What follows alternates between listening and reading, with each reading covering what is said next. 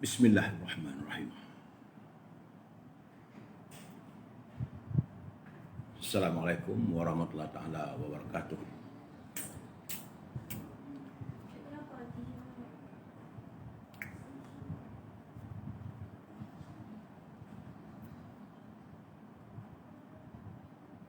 Salam pertemuan bersama teman-teman di alam cyber.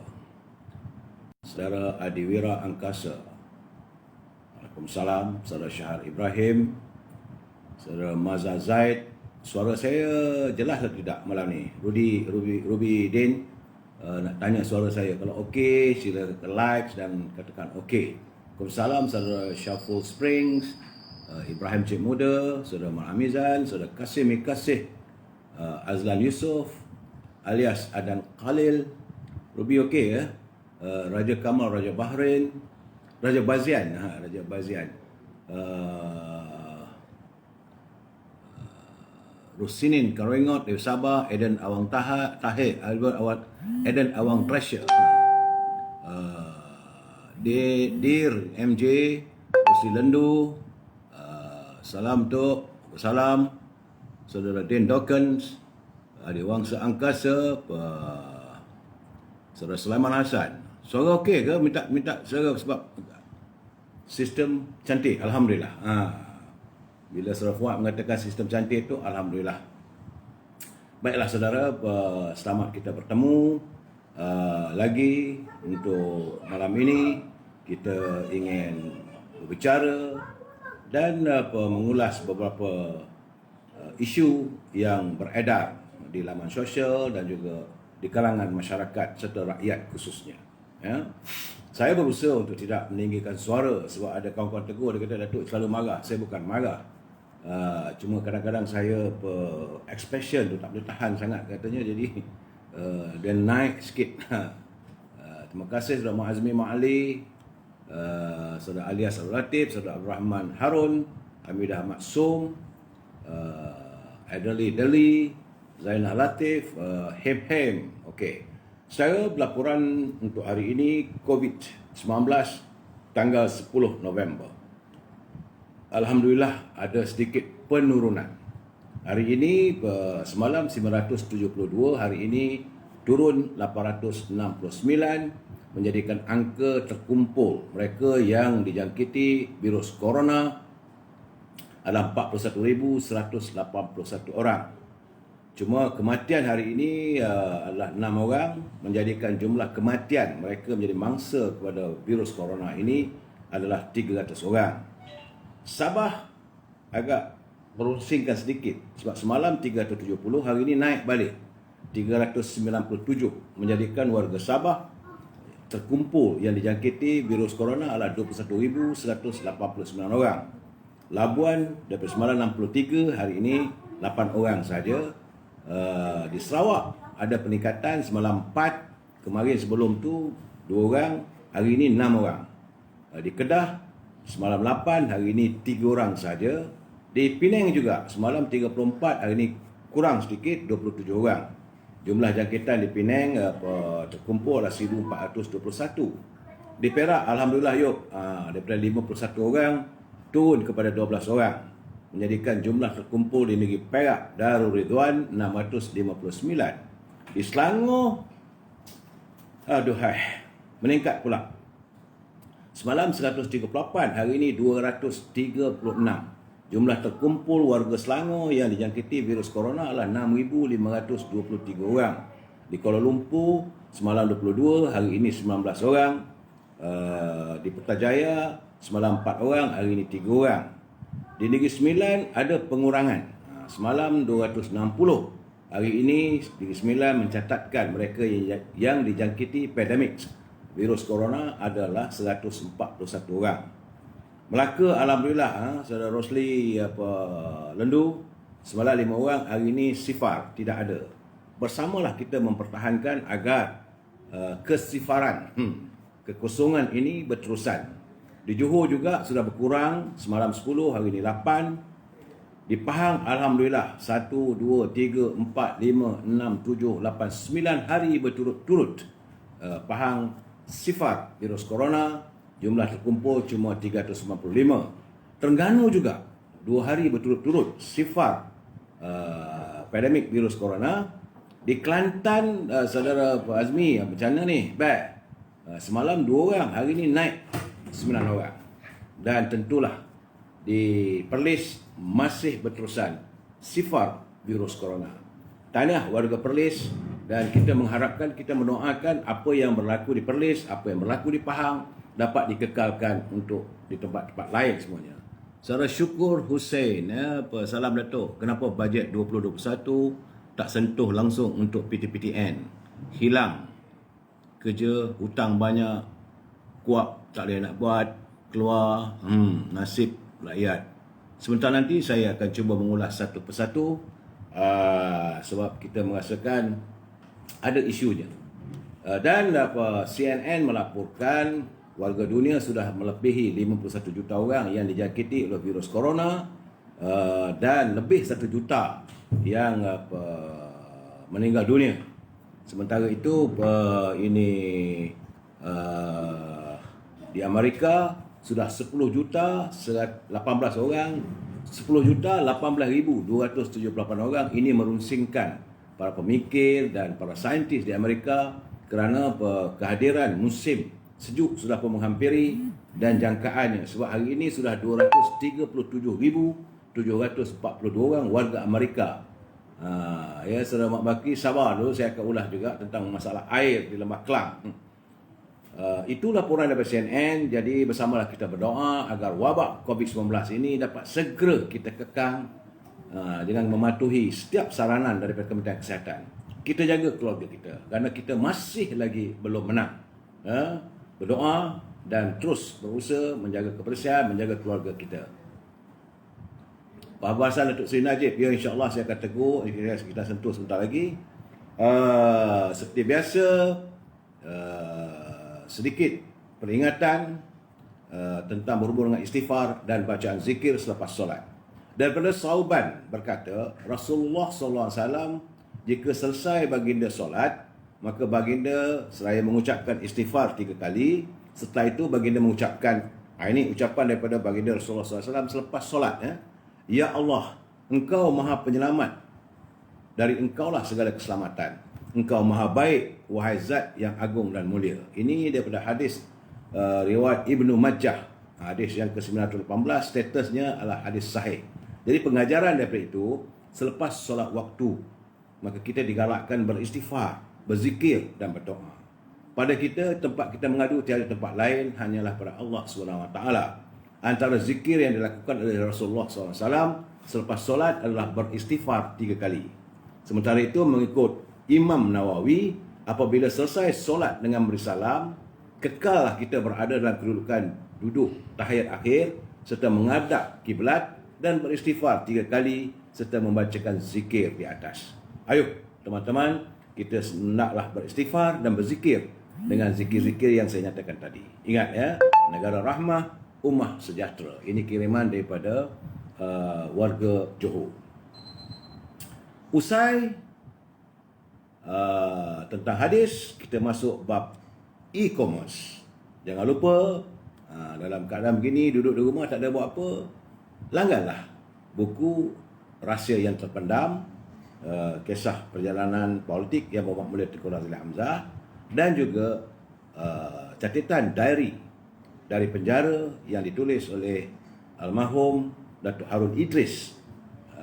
Dan kalau saudara mahu mendapatkan buku tersebut, hubungilah anak muda saya Azhar 011 330 41241, 011 330 41241. Kalau perut lapar, nak kuih dan sebagainya, jangan lupa dengan resepi bahulu berdal, yang dibuat oleh isteri saya. Bolehlah berhubung dengan Azhar, itu 011 330 41241. Kuih ini tahan selama sebulan, tak ada pengawet, jadi rasanya pun sedap. Dan nak makan nasi, nak makan porridge, nak makan dengan nasi lemak, tak perlu ada telur, tak perlu kita ada ikan. Jangan lupa dendeng manis menantu saya Siti Farehah. Dendeng manis Siti Farehah, sila hubungi 017 711-4300. 017-711-4300. Usai bab e-commerce. Kalau saudara, bukan kali saya kata, kalau saudara ada barang nak diiklankan, iklankanlah. Saya tahu dalam keadaan sekarang ni pun semua orang dalam keadaan yang tertekan, yang tenat. Jadi boleh kita sama-sama mengiklankan barangan kita. Kalau boleh, kita sama-sama berinteraksi. Rembang tabing abah kau dah demam. Sabar ya. Baik saudara. Tajuk perbincangan malam ini adalah nota terakhir buat PPBM. Wan Osman, salam terbaik tuan dengan info-info tulis ikhlas lagi terkini yang berguna pada rakyat Malaysia. Hanya Allah membalas jasa tuan pada rakyat. Terima kasih, moga rakyat Malaysia sayang tuan. Mudah-mudahan. Saya nak nyatakan di sini bahawa apa yang saya wujudkan di sini tidak lain tidak bukan untuk memecah belahkan rakyat. Tidak terlintas daripada saya untuk kita saling bermusuh sama-sama kita.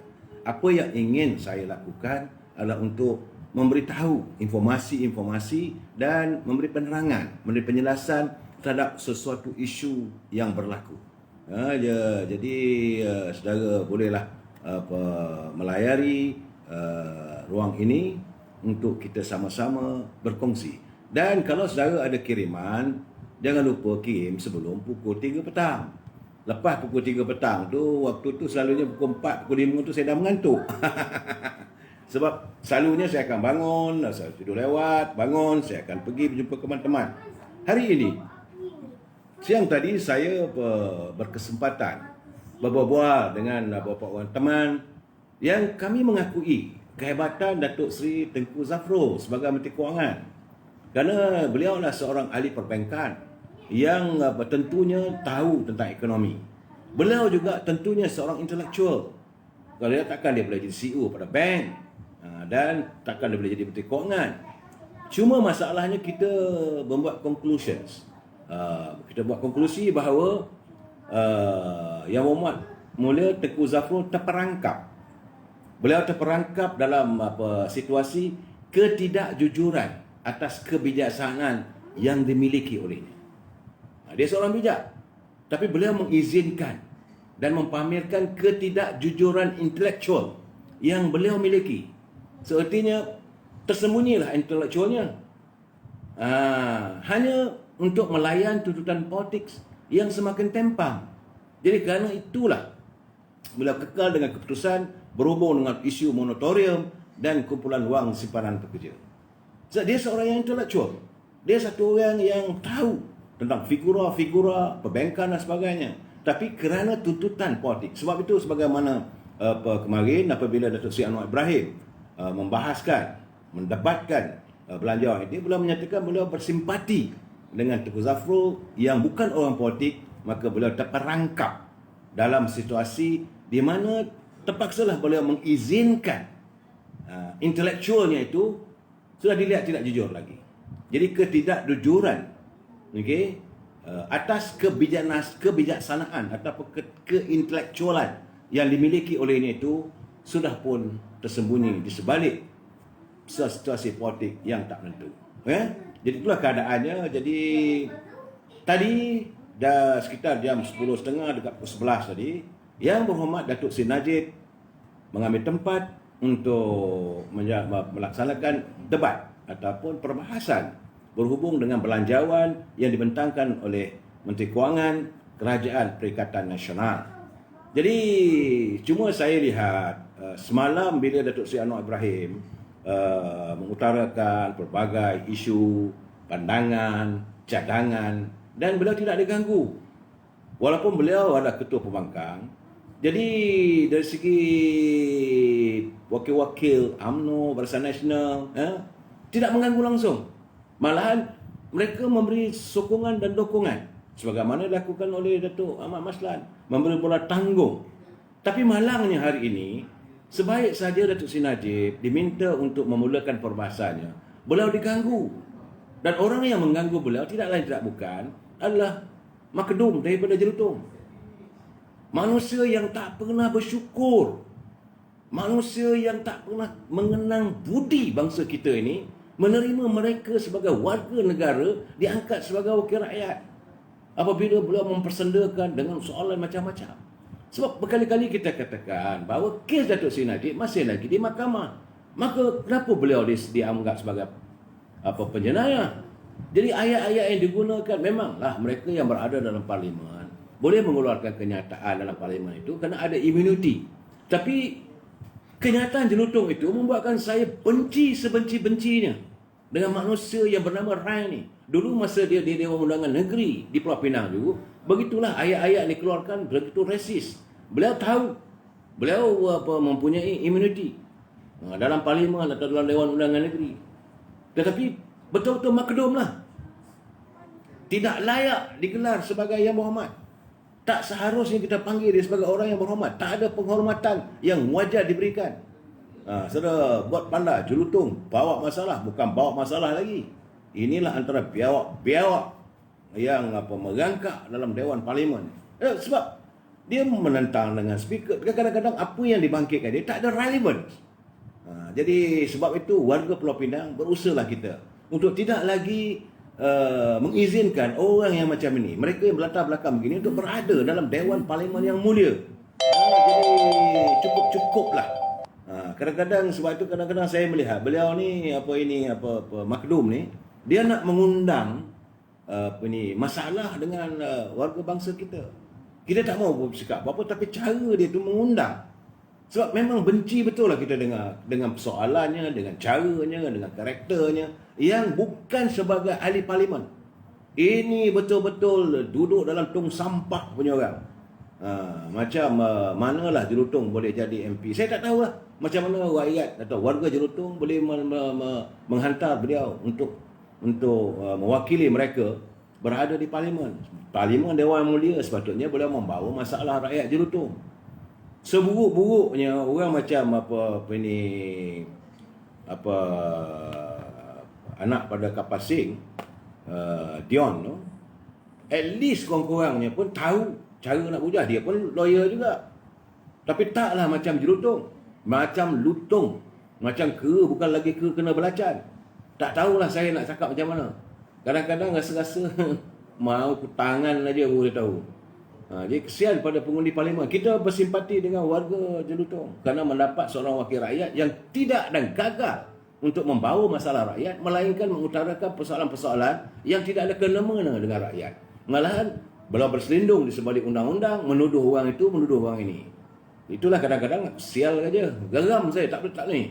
Itu bermakna kurang ajar. Memang ayat itu dah tak sesuai lagi untuk dia. Sebab itu saya panggil dia makdum. Betul-betul lah. Lebih teruk daripada perangai Yahudi mabuk.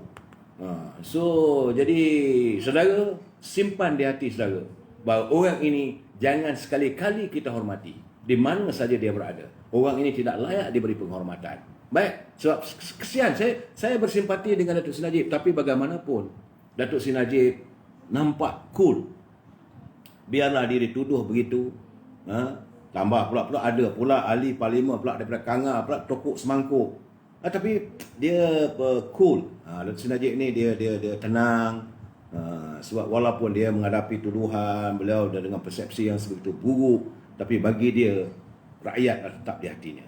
Sebab saya kata soal Datuk Seri Najib ni kita biar ke mahkamah. Saya tidak mau mengatasi keputusan mahkamah. Itu contempt of court.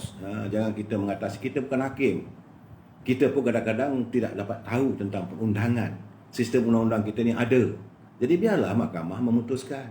Sekarang ni hakim yang pertama, Mahkamah Tinggi, mengatakan Datuk Seri Najib bersalah, tapi beliau sedang dalam proses untuk mencabar keputusan hakim itu di mahkamah rayuan. Dia tak sepatutnya lah kita pula terperangkap dan terikut-ikut dengan perangai makdum Jelutong tu. Kita pula kata padan kan. Jangan ada perasaan begitu. Ya, saya agak bukan saya nak suruh saudara memuja Datuk Seri Najib, tidak, tapi saya melihat perjalanannya tadi begitu jelas, begitu ikhlas beliau nak membela rakyat. Jadi walaupun diganggu, dia tenang, menunjukkan tanpa menunjukkan amarah atau melayan kerana ahli-ahli parlimen dari Kanga, dari Jelutong dan sebagainya. Sebaliknya, macam saya katakan, bila di saat Datuk Seri Anwar Ibrahim berbahas tidak pun diganggu. Jadi kenyataan terbuka dari Sri Najib, pertama sekali beliau mengutarakan bahawa kegelisahannya, sebab beliau ada pengalaman sebagai Perdana Menteri, kegelisahannya apabila kerajaan tidak mahu melaksanakan moratorium. Sebab beliau menuntut supaya moratorium bank atau hutang kita dengan bank ini ditangguhkan pembayarannya sebagaimana saya nyatakan semalam dan malam-malam terdahulu. Dia minta kalau boleh biarlah sampai April 2021. Dan sekali lagi beliau mengulangi tuntutan UMNO bahawa pengeluaran wang dari kumpulan wang simpanan pekerja mesti dilaksanakan. Itu tuntutannya.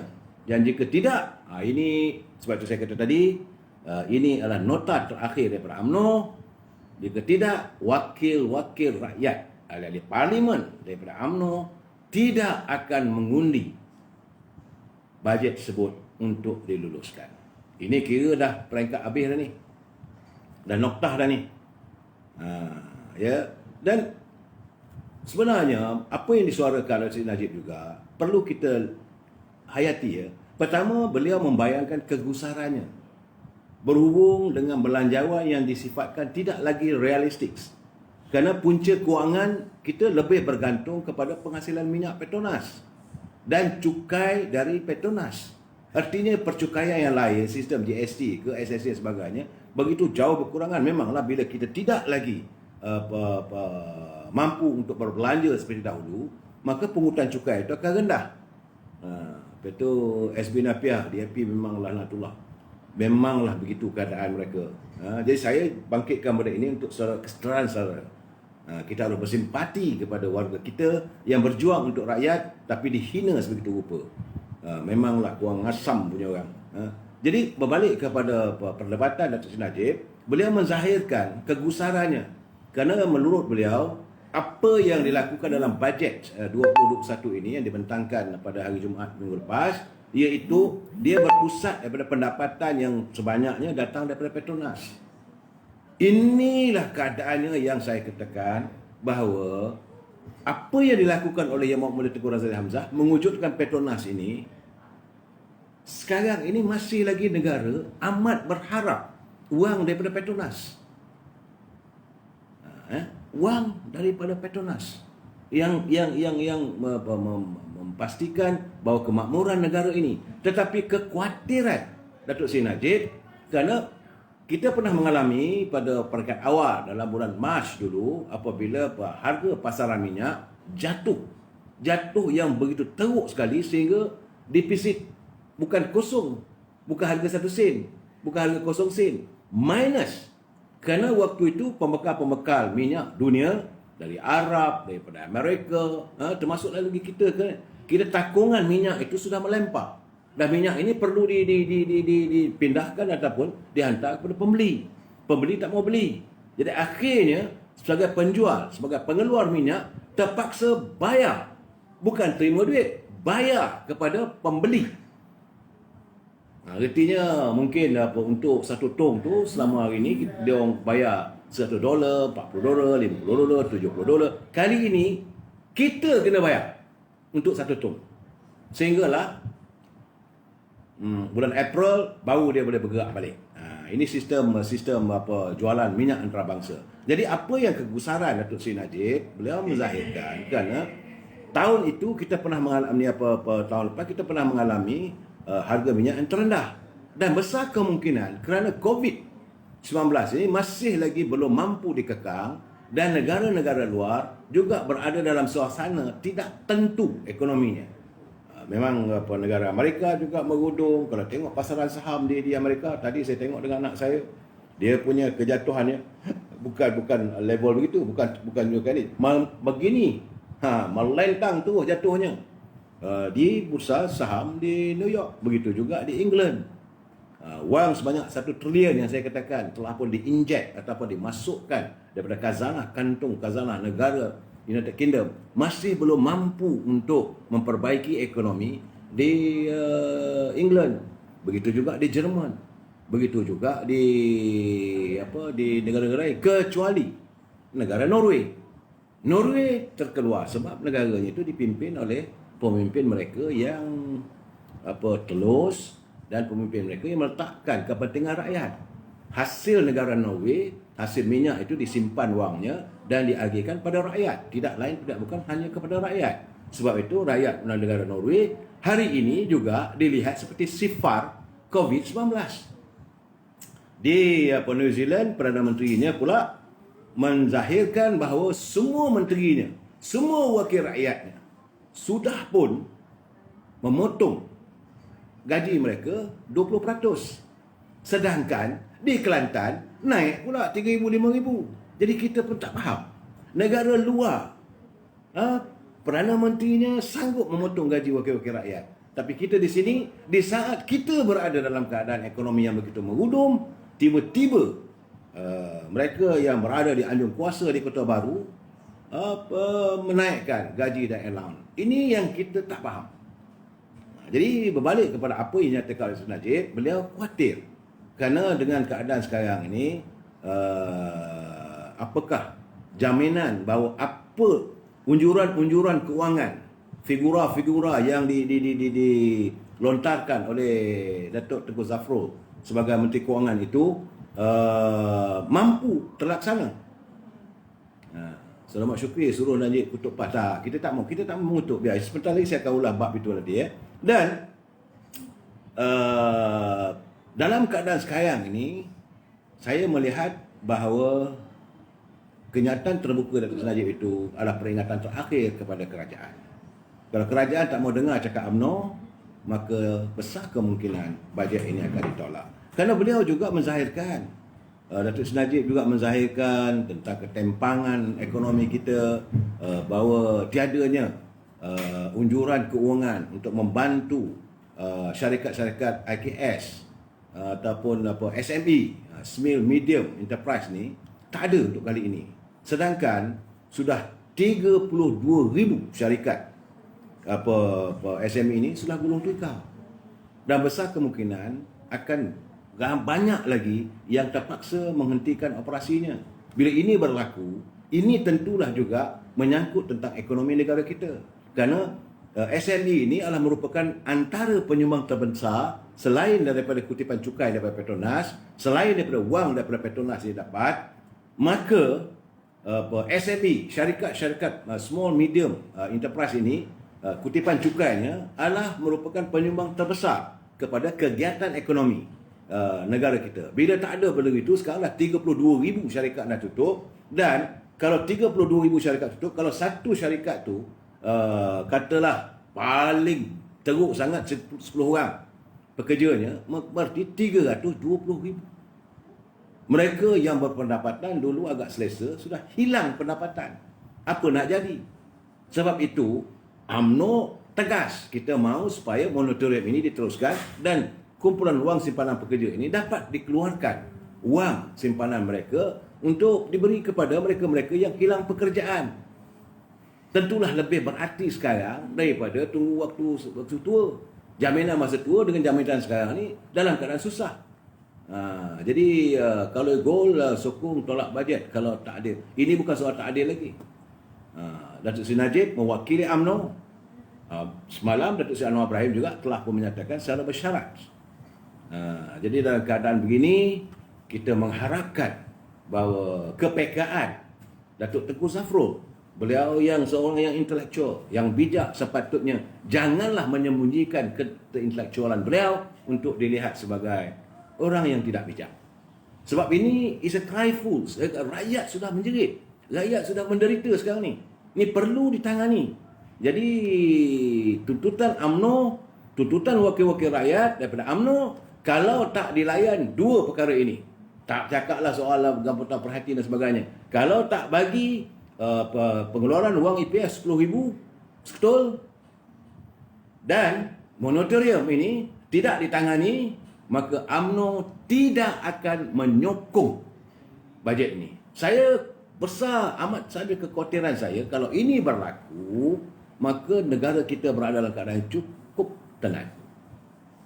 cukup tenang. Kerana wang tak boleh nak digunakan awal Januari. Bukan hanya kaki tangan kerajaan, tak boleh nak bayar gaji kaki tangan kerajaan. Yang saban malam saya menyatakan kekhawatiran, kegusaran saya, kita tak boleh serve bond-bond yang dia langgan oleh pelabur-pelabur dari luar. Jika ini berlaku, IMF akan campur tangan. Bank Dunia akan masuk dan mengisytiharkan negara kita ini negara yang muflis. Sebab itu saya kata Tengku Zafrul takkanlah dia tak tahu kesan ini. Tengku Zafrul sebagai orang bank, dia mesti tahu keadaan begini. Dia mesti menyedari segala kemungkinan-kemungkinan ini. Jadi jangan lagi beliau bersikap menyuruh intelektualnya untuk mengikut kehendak mereka-mereka yang, kerana saya yakin ini besar kemungkinan kerana pimpinan kerajaan PBBM ini, Tan Sri Muhyiddin dengan menteri yang lain, kerana mereka merasakan ini cadangan daripada UMNO. Jadi kerana cadangan daripada UMNO itu tak perlu dilayan. Mana kalau dilayan itu maka UMNO akan dapat nama. Inilah mereka melihat politik itu tak ada lain. Politik tanpa memikirkan soal kepentingan rakyat. Tanpa melihat bahawa the people come first. Rakyat itu adalah segala-galanya. Ini tidak. Bagi mereka politik. Kerana cadangan ini datang daripada Tun Sri Najib, datang daripada UMNO. Kerana mereka bukan daripada parti UMNO, mereka memusuhi UMNO, maka cadangan UMNO ini diketepikan. Sedangkan ini cadangan yang baik. Ini cadangan yang menangani masalah rakyat. Sebab akhirnya, dalam apa pun, Parti Pribumi Bersatu kena sedar bahawa ideologi politik macam mana sekalipun, finalnya, the final ideology in politics adalah perut. It is stomach. Perut rakyat. Ini yang paling utama perlu dijaga. Bukan nak jaga temuluk diri sendiri, bukan nak jaga kuasa, bukan nak jaga jawatan kamu, bukan nak jaga parti kamu. No. Apabila rakyat, saya cakap ni, cakap mudah, siapa pun boleh. Al-Hafiz, ya betul. Biarlah saya nak cakap apa pun. Tapi bagi saya soalnya sekarang ni, perlu ditangani. Beliau orang bijak. Tentulah dia tahu. Sebab itu semalam saya menyarankan supaya dia adakan pertemuan dengan wakil daripada EPF. Dan EPF wakil daripada SUR telah membuat kenyataan mereka akan kaji. Jadi dalam keadaan begini, tak perlu lagi kajian. Teruskan saja. Sebab ini wang rakyat perlu dikembalikan pada rakyat. Ini paling penting. Hari ini, saudara, tiba-tiba saja di saat rakyat dalam keadaan diserang oleh COVID-19 gelombang ketiga, di saat rakyat susah, di saat rakyat telah dibelenggu oleh kesukaran hidup, ini Tengku Zafrul mewarisi keuangan yang mewah yang ditinggalkan legasi. Saya melihat begini, sebab itu cuma macam dulu Datuk Seri Anwar Ibrahim waktu beliau menjadi Menteri Kewangan, dan beliau bijak berpidato dan beliau mengikut kehendak politik.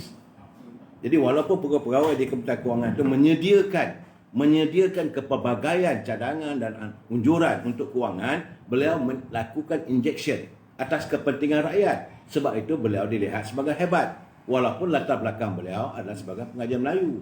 Beliau bukan seorang ekonomis. Tetapi kerana dia melihat bahawa unjuran daripada Kementerian Kewangan ini perlu ada injeksi politik. Malangnya Datuk Tengku Zafrul ini tak dapat memisahkan atas kehendak politik dengan realiti kewangan. Dalam ini keadaannya, kehendak politiknya rakyat. Saya rasa kalau waktu beliau membentangkan bajet itu lagi, dia menyentuh soal EPF atau KWSP dan moratorium ini, saya rasa thumbs up. Tentulah terbaik. Akhirnya sekarang ni apa jadi?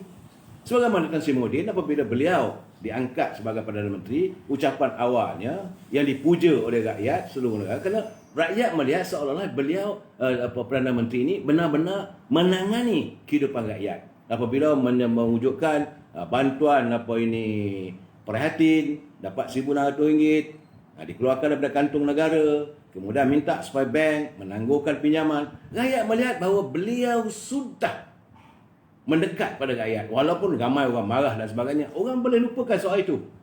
Tetapi bila akhir-akhir ini, akhirnya awalnya harum, sekarang ini beliau adalah merupakan antara Perdana Menteri yang mengalami kejian yang teruk. Kadang-kadang saya bersimpati juga beliau.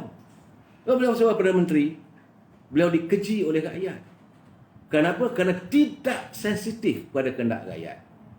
Dan atas kesombongan, tidak mahu mendengar saranan kerana ini datang daripada UMNO. Beliau begitu melihat apa sahaja yang datang daripada UMNO, tak boleh diterima. Dan di Selangor pula hari ini, di saat-saat begitu, di saat mereka mahu mewujudkan muzium monyet, memang monyetlah kerajaan Selangor hari ini. Sebab kali ketiga bekalan air Selangor pula terputus. Memanglah kerajaan monyet. Sejumlah 1,279 kawasan di Lembah Kelang mengalami gangguan air. Gangguan ini bermula daripada jam 6 petang tadi. Dan ini melibatkan 1.14 juta pengguna. Jadi apakah menteri besar yang menaikkan gaji elok mereka yang nak wujudkan muzium monyet di Kuala Selangor? Saya rasa tak payah ambil lah gambar-gambar monyet ke rangka-rangka monyet. Ambil wakil-wakil rakyat yang ada sekarang ni dalam Pakatan Harapan tu, yang ada di Selangor tu, letak kat dalam muzium monyet tu. Kerana mereka tak fikir langsung, dah ini kali ke berapa? Takkan masalah air tak boleh ditangani. Peruntukan kewangan begitu banyak dikeluarkan. Syarikat yang menguruskan itu menjadi bilioner. Orang yang dulu mentadbir air Selangor, Pelas dan sebagainya, bilioner. Spesial Syahbas berhenti, MB pun patut letak jawatan. Sepatutnya begitu. Kalau di Jepun, CEO-nya letak jawatan, Menteri Besar letak jawatan. Sebab ini masalah rakyat. Rakyat Selangor. Selangor adalah negeri terbesar yang menyumbang kepada KDNK negara. Bila air tak ada, macam mana perusahaan nak berjalan? Memanglah sekarang ni perusahaan apa pun tak berjalan. Dan rakyat susah. Kawasan-kawasan Kuala Lumpur, Petaling, Kelang, Shah Alam, Kuala Selangor, Hulu Selangor, Gombak dan Kuala Langat, semua kena. Tadi Ketua Komunikasi Korporat Pengurusan Air Selangor, Luas ataupun ni Elina Basri, dia kata selepas Lembaga Urusan Air Selangor memaklumkan berhubung pencemaran bau seakan pelarut di Sungai Selangor, kira-kira jam 12.45 tengah hari, Air Selangor terpaksa menghentikan tugas 4 loji rawatan air di Sungai Selangor. Fasa 1, fasa 2, fasa 3 dan di Rantau Panjang. Permasalahan sekarang ni air tercemar lagi. Air tercemar lagi tidak lain dan puncanya daripada kilang-kilang haram. Kenapa beliau tak tegas? Kenapa beliau tak mengeluarkan satu arahan? Bagi tahu pada majlis kajian tempatan, I don't want to see all this nonsense anymore. Stop operasi. Ini tidak. You melayan tuntutan kapitalis. You melayan tuntutan pemilik kilang haram. Jadi akhirnya pencemaran berlaku lagi. Bila air pencemaran berlaku lagi, maka air tidak dapat dibekalkan pada rakyat. Nasib baik disedari. Kalau tidak, air yang larut dengan perumbum dan sebagainya boleh masuk ke rumah-rumah, rakyat lagi menderita. Udahlah COVID. Ini saya terima kiriman DS Rozi, dia kata apa? Dahlah COVID, tak kurung. Bila tak ada air ni Kang, pergi ke sungai, ke laut, kata tak ikut SOP. Dan bagai lagi lah dia kata. Jadi ramai, lepas tu kereta pula tak boleh ramai nak naik kalau nak pergi ke sungai. Aja cukup mau kabur. Nak lagu mana? Esok kalau marah, semua basuh tu baik belakang. Mana kata dia marah ni, habislah kena carut nanti. Jadi apa nak jadi Selangor ni? Air dah tercemar. Memang harau katanya. Start air tu. Air.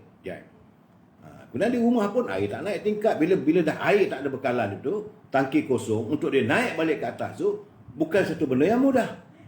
Ini keadaannya. Lepas tu sudahlah air tak ada. COVID lagi. Air COVID tak boleh bergerak.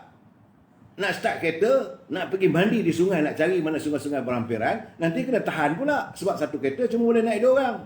Ini semua menyusahkan rakyat. Kenapa perlu rakyat disusahkan? Kenapa mereka sebagai yang berada di anjung kuasa tak nak fikir soal rakyat? Selalunya mereka shooting ataupun memikirkan in advance. Menteri Besar dah tahu masalah air Selangor ni. Wang dibelanjakan berbilion. Bukan sikit. Syarikat yang dilantik bukan kecil anak masyarakat. Jadi Majlis Balik Pembenaran, Saudara Shalom Spring, Majlis Pembenaran ada yang makan rasuah. Ini saya kata patutnya SPRM masuk, sebab semalam saya dah cakap SPRM intailah tempat-tempat pejabat-pejabat, mereka-mereka yang membuat keputusan yang menyangkut soal rakyat. Dan rakyat cukup terkesan sekarang. Dalam keadaan ekonomi yang merosot, pendapatan tak ada, dah termenung di rumah sebab tak boleh nak keluar. Bila tak boleh nak keluar, air di rumah tak ada. Nak mandi tak boleh, nak ambil air sembahyang tak boleh. Sudah nak pergi masjid pun tak boleh. Apakah mereka nak menanggung dosa-dosa orang tak boleh nak sembahyang? Ini satu hal lagi tu. Jadi bagi saya lah keadaan-keadaan sekarang ni, kenapa negara kita macam semalam saya kata, sempang peranang, dah bercempur dah sekarang ni. Kita mengalami krisis one after another. Kenapa jadi begitu? Apalah gamaknya yang mahu disignalkan, akan diisyaratkan oleh Allah SWT pada kita. Sebab rakyat kita menderita. Lepas satu. Dan sekarang ini pula tiba-tiba di saat kita wakil-wakil rakyat daripada UMNO, daripada Barisan Nasional, daripada Perikatan Parti Keadilan menuntut agar kerajaan PBM, Kerajaan Perikatan Nasional memperbetulkan balik bajet itu, tiba-tiba terkeluar satu kenyataan media dari Setiausaha Perhubungan, Setiausaha Agung, Parti Perikatan Nasional. Ini agak memeranjatkan kita. Kerana terbukti sekarang apabila selain dia melantik semua badan-badan perhubungan negeri, selain itu Majlis Tinggi bersetuju sebab suara melantik Yang Berhormat Datuk Seri Azmin sebagai pengarah pilihan raya Perikatan Nasional bagi mengetui jentera pilihan raya parti. Silakan. Dan yang agak mengecewakan apabila sayap pemuda Perikatan Nasional yang dipimpin oleh IRTS Khairul Nizam, beliau adalah merupakan ketua pergerakan pemuda PAS.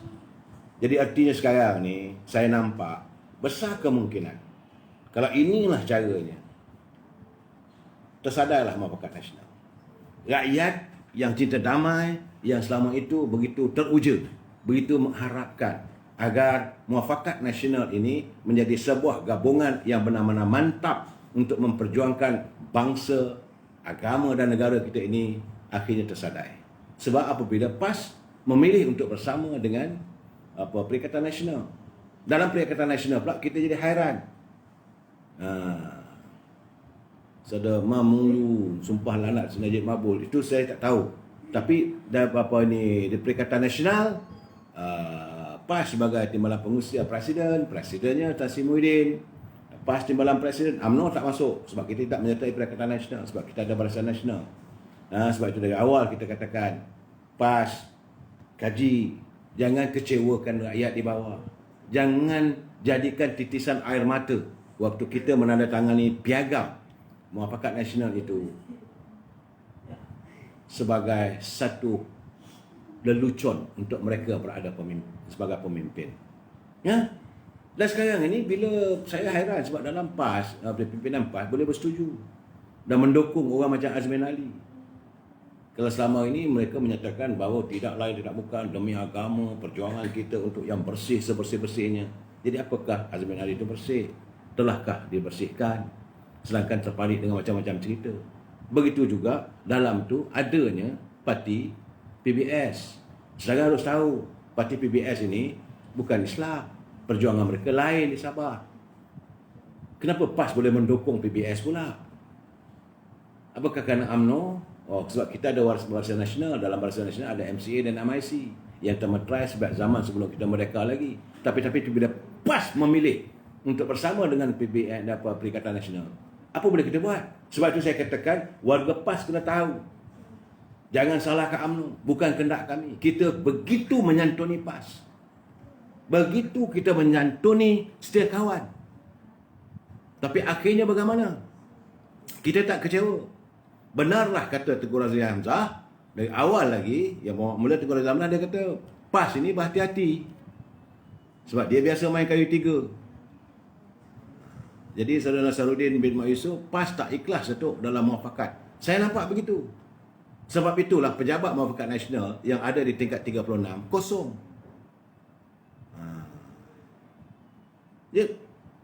Kita tengok orang yang ada dalam Perikatan Nasional itu yang terdiri daripada para pengkhianat pada parti-parti mereka, itulah yang disanjung oleh PAS. Saya hairan. Saya tak boleh faham. I cannot brain again. Kenapa PAS memilih begitu dan Azmin Ali sebagai pengarah pilihan raya. Memanglah kita nak berdepan dengan dia. Dan of course, Parti Keadilan. Apakah dengan ini tidak memungkinkan untuk UMNO bekerjasama dengan Parti Keadilan? Kalau kita dilayan sebegini, jangan lupa. Saya hairan kenapa PAS tak boleh memikirkan oleh kerana kita bertembung antara UMNO dan PAS 3 penjuru dalam pilihan raya 14 lalu, 32 kerusi parlimen kita kalah. Dengan kehilangan 32 kursi parlimen itu, maka naik Kerajaan Pakatan Harapan. Dan akhirnya, waktu Kerajaan Pakatan Harapan memerintah, apa berlaku? Apa terjadi pada agama Islam? Apa terjadi pada bangsa Melayu? Apa terjadi pada hak keistimewaan Melayu? Apa terjadi pada ekonomi negara kita? Apa terjadi pada negara kita? Takkan PAS tak boleh fikir. Hanya kerana mereka bertembung di 32 kawasan, dan 32 kawasan ini dapat pada Pakatan Harapan. Maka hilang kuasa. Bukan saja UMNO Barisan Nasional hilang kuasa, PAS juga hilang kuasa. PAS cuma dapat 18 kursi. Saya bukan nak cakap banyak lah. Jangan nak tunjuk act. Jangan nak tunjuk you are very important at this moment. Nah, mula saya nak serang ni. Sebab kita dengan PAS dari dulu lagi kita tak ada masalah. Untuk bertembung tak ada masalah. Kita biasa bertembung di Kelantan, kita biasa bertembung di Terengganu. Dan PAS jangan ingat, you boleh menguasai politik di Pantai Barat, Malaysia, Semenanjung. Warga Pantai Barat masih belum boleh menerima PAS. Kita cuba menggembeling PAS untuk bersama dengan kita Muafakat Nasional, kita bawa mereka ke Pasir Salak, kita bawa mereka ke Kedah, kita bawa mereka ke Perak, kita bawa mereka ke Johor, kita bawa mereka ke Melaka, kita bawa mereka ke Selangor. Tapi kalau inilah percaturan yang PAS lakukan, by all means, silakan, jangan marah kita. Sebab ini bukan datang pujian bagi kita. Sebab kamu memilih untuk dengan PN. Kita tak mau bersama dengan PN sebab kita tahu Perikatan Nasional itu adanya adalah PPBM. PPBM itu parti yang bukan Islam. Dia tak boleh kata bahawa Parti Peribumi Bersatu itu parti untuk Bumi Putra. Tak. Kalian ini terbuka kepada bukan Islam. Dan PAS boleh berkawan. Tak tahulah dari apa lagi nak keluar. Kita menganjurkan macam-macam. Jadi sekarang memang PAS sekarang dilihat lebih sombong.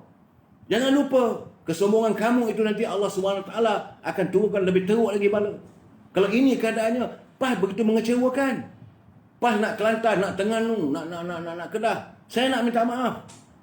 Kalau ini keadaannya, kalau kita main mata dengan Parti Keadilan, PAS ruyuk. Akhirnya besok PAS cuma ada di Kelantan. Jangan ingatnya bahawa kemenangan PAS di Terengganu bukanlah kemenangan mutlak yang dapat besar. It's a razor blade punya tin. Bukan tinggi. Saya rasa warga Terengganu, orang PAS Terengganu akan kecewa dan keadaan begini. Saya bukan marah, tapi saya kesal. Inilah saya katakan percaturan politik yang munafik. Di depan dia kamu cakap lain, belakang kamu cakap lain. Di depan Allahu Akbar, takbir. Dan akhirnya berlaku balik. Baru nak baik, baru nak bersama. Kenapa mereka mendewakan? Okey, kenapa? Kerana PPBM adalah kerajaan. Ini yang saya katakan satu percaturan silap. Inilah harga yang paling mahal yang perlu dibayar oleh UMNO. Sebab itu semalam saya kata ini, saya tegur juga Presiden UMNO. Tidak dapat membaca secara jelas politik PAS. Sebab PAS cuma ada 18 kursi. Kita mempunyai banyak kursi. Tapi kalau begini keadaannya, tentulah mengecewakan. Lepas PAS pandai main dalil. Saya tak mau bercakap soal dalil dan sebagainya. Dalam keadaan begini, saya khawatir warga PAS juga akan mengajar pimpinan PAS. Orang PAS tidak mungkin lagi boleh menerima untuk wa'ad ataupun walak dengan pemimpin sebegini. Sebab mereka sekarang ni dengan keangkuhan. Pak Tam Kedah, salam Dato'. Waalaikumsalam. Jadi PAS tidak ikhlas. Ialah dia merasakan bahawa di Kelantan, di Kedah itu mereka sudah menang. Saya kena ingat ya, UMNO berlapang dada untuk memberi satu negeri. Bukan mudah. Sebab Kedah adalah negeri yang satu ketika diperintah oleh UMNO. Dan untuk pilihan raya akan datang, UMNO berlapang dada. Bersetuju, tak apalah. bahawa kita kurangkanlah kita punya ini apa ahli-ahli UMNO ini untuk bertanding di Kedah. Biarlah PAS perintah. Kita sanggup bagi satu negeri. Nak apa lagi? Kalau ini keadaannya, sorry lah. Gitu keadaannya. Perasaan aja lebih. You think that you are great. Saya minta maaf bang. Akhirnya tak tahulah apa dalil akan keluar. Apa nas akan keluar lagi. Kalau gini, inilah yang saya khawatir. Baginda Rasulullah SAW pernah bersabda, akan tiba harinya umat di masa akan datang. Umatku, kata Nabi Muhammad SAW, akan menjaga Al-Quran, akan menjaga agama untuk kepentingan mereka, untuk mereka mencari kekuasaan, untuk mereka mencari keuntungan. Saya tidak nampak tak ada masalah untuk UMNO berganding bahu dengan PKR. Kita juga akan beritahu pada PKR satu saja. Datuk Seri Anwar Ibrahim, kita boleh bersama asalkan saudara kena tinggalkan DAP. Bukan kita katakan kita kena buang DAP, tidak. Kita memerlukan juga warga bangsa bukan Melayu untuk berada di anjung kuasa, untuk sama-sama mentadbir negara kita ini. Sebab kita nakkan sebuah negara yang harmonis. Tapi kita tidak mahu adanya ahli-ahli politik yang munafik, yang cakap depan lain, cakap belakang lain. Oh, dulu tuduhlah UMNO ni asabiah. Kita terima dengan kepedihan. Dulu, kena ingat lagi fatwa jadi dan sebagainya. Dan kalau ini keadaannya, saya rasa saya menyeru warga kita, we got no other way to go. Apa orang kata, membujur lalu melentang patah. We moving. Saya tadi cuba cari Presiden UMNO, saya pergi pejabat UMNO, tapi Presiden UMNO sibuk hari ini bertemu dengan ramai ketua-ketua bahagian. Mungkinlah beliau menjelaskan keadaan. Pertama, tuntutan kita bahawa kita tidak akan lagi mahu untuk bersama dengan PN. Dan ini juga saya rasa bahawa Tan Sri Muhyiddin sudah tercium bau bahawa bila dia tidak akan layan. Saya yakin dia tidak akan layan. Sebab itu dia telah pun menyusun strateginya untuk mengadakan pilihan raya umum. Dengan alasannya nanti mereka berkempen, bukan mereka tak sayang pada rakyat. Kita dah buat bajet yang terbaik untuk rakyat, tapi UMNO tak undi, maka sekarang kita adakan pilihan raya umum. Saya ingat itu yang akan dilakukan oleh mereka, dan mereka akan menjaja cerita ini nak memburukkan lagi UMNO. Saya harap kita bersedia untuk menghadapi segalanya, sebab perang cyber dah bermula. PAS boleh terima dia. PAS ni kadang-kadang saya kata marah pula dia orang. Dia semua dia dah kahwin. PAS dah mutaah dengan DAP. PAS dah mutaah dengan PKR. PAS dah rata dah. Sebab itu saya kata, isteri yang kita ceraikan selama 60 tahun, bila dah balik-balik dalam sebuah keluarga, demi untuk anak cucu apa semua, kalau dia buat perangai lagi, nak bermain mata dengan orang lain, apa lagi alasan kita boleh bagi? Naik bersebuah, UMNO boleh jalan lah. Okey, tak apa. Saudara usul sediakan, kita tak marah. Kita tak sombong.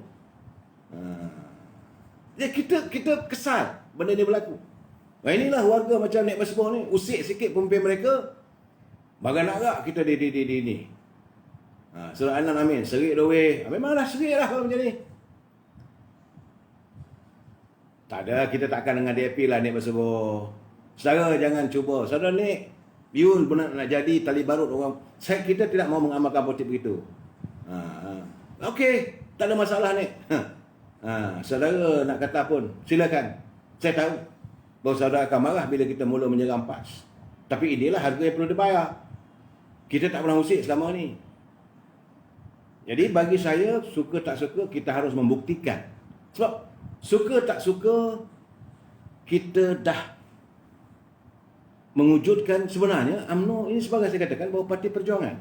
Kita berjaya memperjuangkan kemerdekaan negara. Dan kita nak cari perdamaian. Sebab itu keikhlasan. Silapnya Datuk Seri Zahid Hamidi ini terlalu baik. Berfikiran secara baik. Tak apalah. Jadi sebenarnya saudara Aktor ni hentam saya Datuk, Al-Kisah PAS ni, biarlah mereka menjaja begitu. Kita tak mau cakap lah benda ni. Cuma saya nak baca catatan teman-teman. Untuk kalau tak baca catatan teman-teman ni, tak boleh juga. Saudara Serin bin Mat Yusof, PKR bergabung dengan UMNO Datuk. Ini saya tak tahu. Sebab kita nak bergabung dengan PKR pun susah. bergabung dengan PKR pun susah sebab dalam PKR pun banyak juga pemimpin mereka yang tak boleh pakai. Ada juga, bukan tak ada. Dan PKR begitu mendambakan sokongan daripada DAP. Tapi tak kena gaya, kalau PAS buat perangai begini, bertembung lagi, maka akan menang baliklah PKR dengan DAP. Adakah itu yang diharapkan oleh PAS? Ini akan berlaku sebab kekalahan kita dulu dengan serangan terhadap UMNO ini oleh Tun Dr. Mahathir dan oleh Tan Sri Muhyiddin. Mereka bergabung pula dengan PKR, bergabung dengan DAP. Sebab mereka bertanding bukan di bawah lambang parti masing-masing, mereka bertanding di bawah lambang PKR dan didukung. Sebab saya dah kata semua kawasan-kawasan pilihan raya urban ataupun bandar itu dimenangi oleh calon-calon PKR. Ini keadaannya dan kita harus menyedarkan anak muda. Sebab itu saya minta kita sentiasa membenarkan semua. Kita forget it lah apa yang berlaku di Kelantan. Tapi warga Terengganu akhirnya Datuk Mat Syed akan berkata, "Ambo dah cakap dah. Kita dah bagi tahu dah." Degi. Itulah. Nek berheboh lidah bercabang. Siapa yang lidah bercabang? Siapa yang lidah bercabang? Kita tengok piagam. Sekarang ni warga rakyat Akaumbi, warga PAS bawah pun tidak I don't think mereka boleh menerima keadaan. So saya baca pula ini apa yang ditulis ni. Saudara Z Corner ada tulis saya catatan teman. Bila bahas di parlimen nanti, adakah Yang Muhammad Tengku Zafrul akan pertimbangkan dan perbetulkan kehendak rakyat? Ramai ahli-ahli UMNO dalam isu moratorium ni dilanjutkan dan pengeluaran 10,000 dari akaun 1 kepada waspada pekerja KWSP. Masakan dua perkara ini tak boleh nak diluluskan. Saudara Z Corner, saya tidak nampak mereka akan laksanakan sebab ini cadangan daripada UMNO. Dan mereka sudah bersedia untuk menghadapi pilihan raya. Sebab mereka memilih untuk bajet ini ditolak. Saya tengok cara mengikut pengalaman saya lah kepada UMNO dan melampiaskan kesalahan itu kepada PKR kerana menentang bajet ini. Maka mereka bergabung dengan PAS dengan alasan kononnya PAS mempunyai pengaruh. Silakan. PAS bergandengan dengan PBM, saya minta maaf. Jangan cakap besar. PBM mana dia bercawangan. PAS tidak faham bahawa diri mereka telah pun ditonggangi oleh PBM. PBM tak ada orang.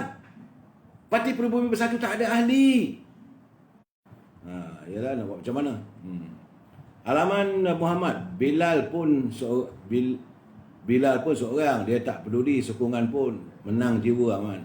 Saudara Iman, Bilal terpulanglah. Kita masalah sekarang ni kita jangan cantumkan agama dengan politik.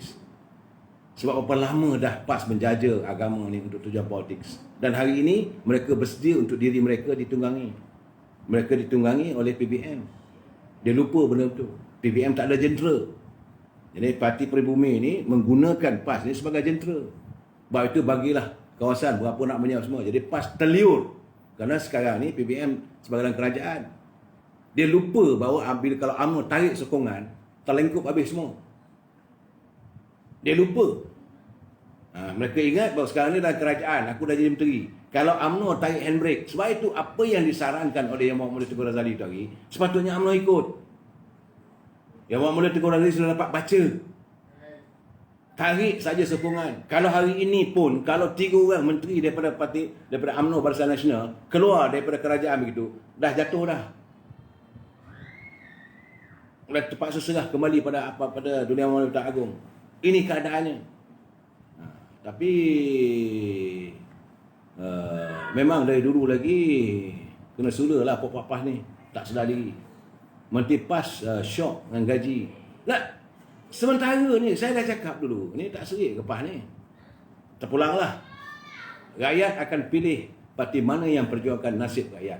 Saya yakin sebab kita punya keahlian, kita ada prasarana kita dan rakyat tahu keikhlasan UMNO tidak lain tak bukan adalah untuk rakyat. Secara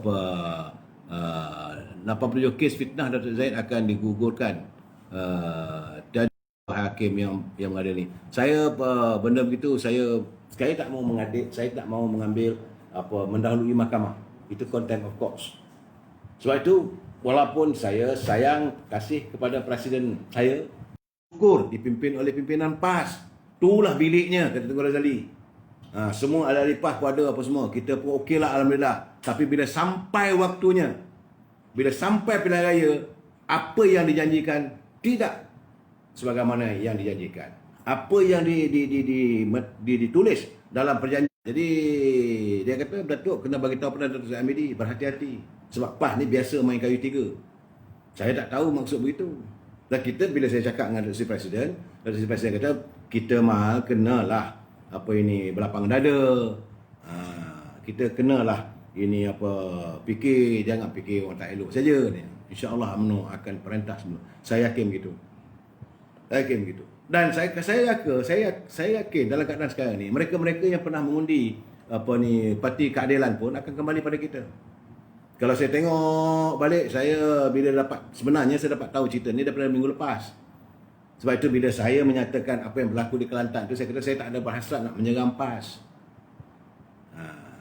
Jadi ada banner di Gombak Azmin PM9. Itu dia punya hal lah semurid ni. Apakah kualitinya? Cuma saya sedih lah keikhlasan, kejujuran hati Presiden UMNO Datuk Seri Zahid Hamidi mau memetrai. Sebab waktu itu kalau kita tak ada dengan PAS, tak ada masalah. Tak ada masalah. Tanpa wujudnya muafakat nasional pun tak ada masalah. Tetapi bila kita baik dengan PAS, mewujudkan mimpi ngeri kepada PBM. Sebab itu mereka mencari jalan untuk memecahkan kita. So akhirnya bila dah pecah, terpulang pada rakyat, terpulang pada ahli akar umbi. Kerana mereka melihat bagaimana pencaturannya. Sebab kita berlapang dada. Datuk Seri Zahid Hamidi begitu ikhlas bersama dengan pimpinan PAS. Kita pergi jumpa PAS, kita pergi ke muktamar PAS, kita undang mereka menghadiri dalam muktamar kita. Tapi mereka memilih untuk bersama dengan PBM, itu bukan salah kita. Itu bukan salah kita. Dah ambil isteri masuk dalam rumah, dah balik, dah bersatu semula, dia nak main mata dengan orang lain. Nak buat macam mana? Jawabnya kalau dah kata semua terpulanglah. Kalau you merasakan you champion, hebat sangat berpolitik, silakan. Kita tak marah. Bagi kita sekarang ni, kita rasa kecewa. Sebab kita rasakan sahabat rupanya bukan sahabat. Sebab kita merasakan sahabat yang sejati rupanya bukan sahabat sejati. Dan dia lupa bahawa dia sekarang ini ditunggangi oleh Parti Peribumi Bersatu. Parti-parti pimpinan dalam PAS lupa bahawa mereka sekarang ini telah dipergunakan oleh PBM. Silakan. Kita UMNO sentiasa bersedia untuk menerima apa sahaja cabaran.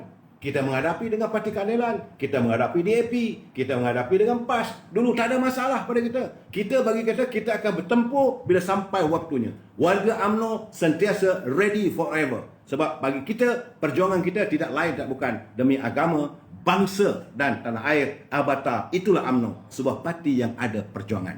Wabillahi taufiq wal hidayah. Assalamualaikum warahmatullahi taala wabarakatuh. Kita berjumpa lagi malam esok dan kita akan berbincang lagi perkembangan-perkembangan terbaru. Sekian, terima kasih.